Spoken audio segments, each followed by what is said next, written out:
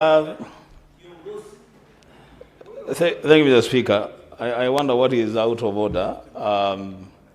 If Cherargei wants to, if Senator Eddie wants to speak before me, he can speak. There's no problem. I have no problem picking my number and joining the queue. But Mr. Speaker, because you have given me the opportunity, I want to, first of all, thank Senator Karen Nyamu for bringing this motion. It's a very, very important motion. The Speaker, I thank her because... Senator Wambua, there is a point of order. Senator Mutata, what is your point of order?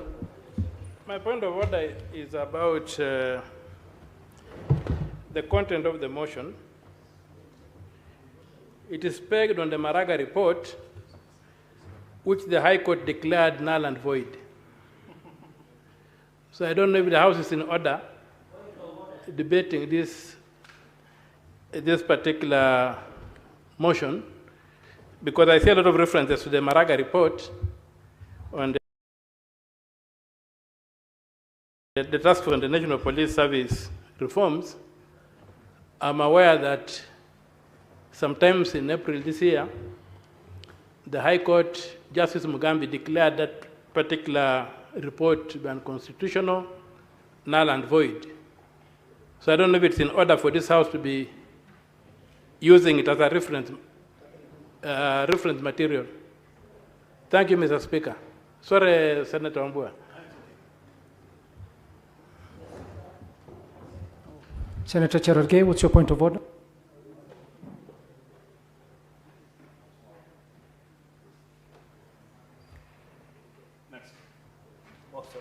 Mr. Speaker, I want to refer you to the decision of your Speaker Emeritus, Justin Biden Muturi, in the last session, and we rule, and I think Senator Wambua was here, that no arm of government can injunct the other. That is very clear. And there is principle of separation of powers, Mr. Speaker, that what judiciary, what executive, and what parliament is doing are interdependent. So in the principle of separation of powers, the fact that a court decision has been made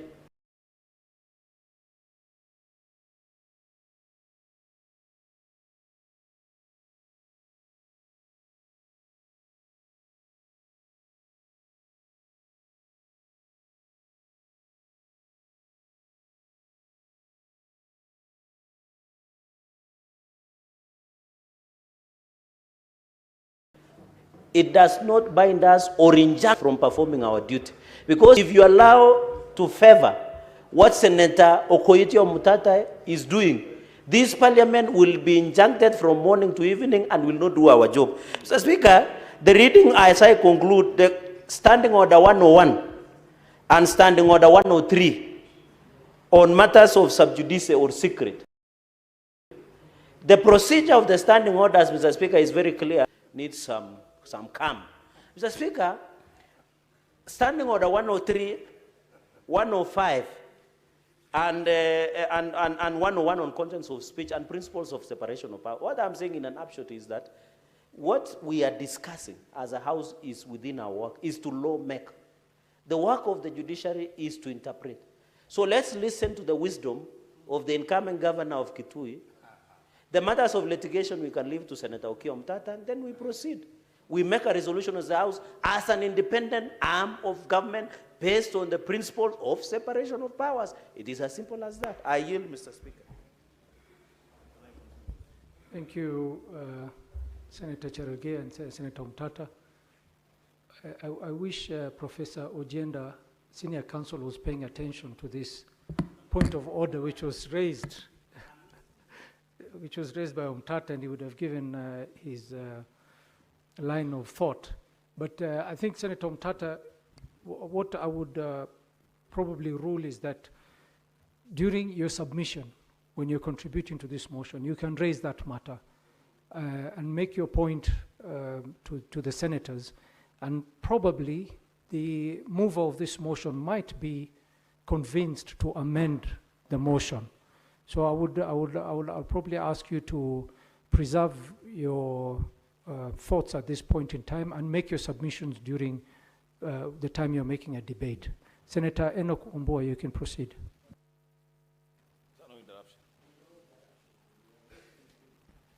Thank you, Mr. Speaker. Mr. Speaker, the point of order, you have ruled on it. I would have been of the view that this motion does not seek to debate. What is before us is not the report of the Maraga team, but the mover of the motion has just made reference to a recommendation by that team. And the matter that we are discussing is a matter of great national importance. But that be as it may, Senator Okia Omtata will have to decide what to do when his time comes, if that time comes. The Speaker, I stand here to support that motion. For the reason that, Mr. Speaker,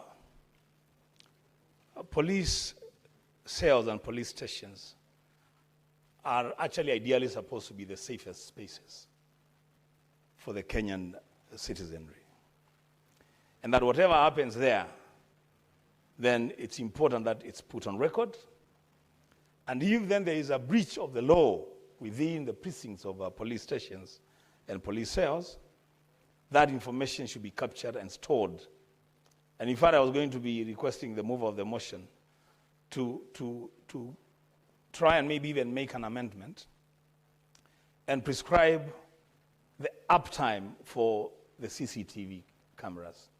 So you don't just say that they are installed and they are functional, because they could be installed and they function 1 hour in a day and the rest of the time they're not functional. Though you prescribe the uptime, so that maybe 95% of the time they should, as a minimum, they should be functioning, so that the incidents that have happened in police cells, including the killing of young Ojwang, today, perhaps if those CCTV cameras were working, we would be having a different conversation as a country. Mr. Speaker, I will request that the second of the motion, Senator Cherargei, now pays key attention to the things that I'm going to be saying next. He said that he wanted to listen to wisdom. And here is wisdom.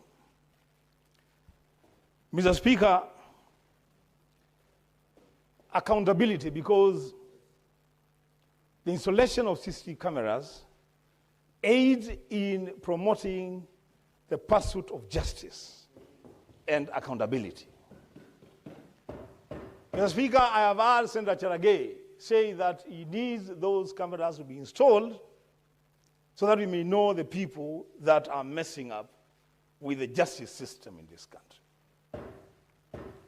Mr. Speaker, the day before yesterday,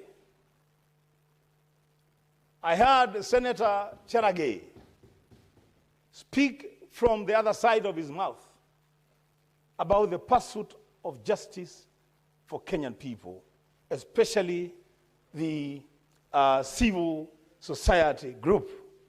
And I heard Senator Cherargei, the Speaker, inciting the President of the Republic of Uganda and the President of the Republic of Tanzania, and telling them that when Kenyan civil society cross over to pursue justice in the region, Mr. Speaker, Senator, Mr. Speaker, we agree that we are not going to be... Senator Enoch Wambua, there's a point of order. What's your point of order? What is out of order now? Senator Cherargei. Mr. Speaker, I will deal with these howlers, Mr. Speaker, shortly. I will deal with these howlers shortly. Mr. Speaker, understanding order. Senator Cherargei. Understanding order 101. Senator Cherargei, before you proceed, withdraw the word howlers. Withdraw the word howlers in this house. Can I say I will disapprove my critics shortly, Mr. Speaker? Yes, but Mr. you Speaker, withdraw the word howlers. Of course, Mr. Speaker, to howl is just to lift. Mr. Speaker, let me withdraw so that we have a civil discourse. Proceed. Yeah, Mr. Speaker, understanding order 101, and you know Article 123. there is creation of what we call standing orders and establishment. Article 123 of the Constitution. These standing orders is a creation of the Constitution. Mr. Speaker, Standing Order 101, and allow me to read. Standing Order 101, Part 4. No senator shall impute improper motive to any other senator or to a member of the National Assembly except upon a specific substantive motion, of which at least 3 days' notice has been given, calling in question the conduct of that senator or the member of the Assembly. Is it in order for Deputy Minority Leader and a close ally of Stephen Kalonzo Musyoka to impute improper motive without a substantive motion? Mr. Speaker, he should withdraw and apologize, Mr. Speaker, unless there is a substantive motion. The day substantive motion against Senator Cherargei will come here, I will defend myself, both on air and sea and everything that I have, Mr. Speaker. Is it in order? Can he withdraw and apologize, Mr. Speaker? Please. You cannot threaten a dry challenging man, Mr. Speaker. Senator Wambua. Senator Cherargei, relax. Relax, Senator Cherargei. We listen to you when you are talking. You are calm. Mr. Speaker, two things. One, I have not even landed. You know, I have not even said anything. I just mentioned. Mr. Speaker, the same standing order, Mr. Speaker, prohibit Senator Cherargei and myself from anticipating debate. I have not said anything. What is he complaining about? Why are you scared? What are you scared of? Mr. Speaker, secondly, Mr. Speaker, I have not brought into dispute the character of Senator of Nandi. I've just made reference to statements that he made, statements that are in public domain. Statements, Mr. Speaker, that are being reacted to by his own church. Mr. Speaker, it has nothing to do with me. Mr. Speaker, can you just allow me to land? Mr. Speaker, can I just land? Because I have